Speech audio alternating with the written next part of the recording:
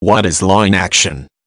Law in action is a legal theory that applies principles of law, is found in court cases and statutes, to real-world situations.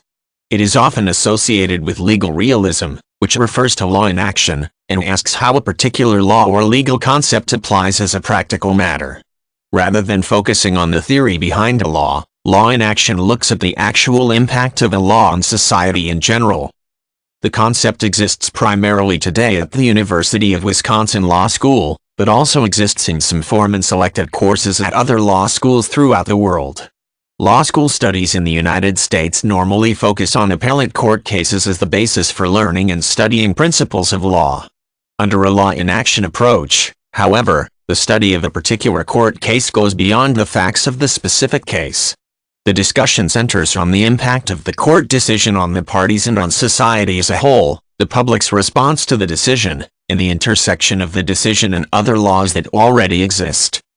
Another method that law schools might use to incorporate the theory is to provide real-life clinical experiences for law students that expose them to the more practical side of practicing law.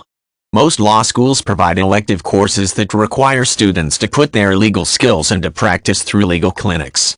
In the course of these experiences, students under the supervision of a licensed attorney might actually perform work on real legal cases and represent clients in court in order to better prepare them for the practice of law following graduation from law school.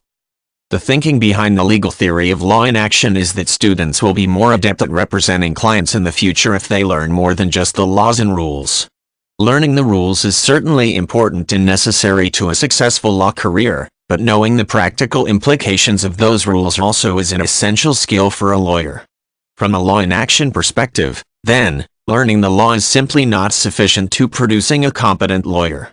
Memorizing rules is not the same as practicing law, and so actually requiring students to practice law while still in law school is more likely to produce a knowledgeable and skillful lawyer.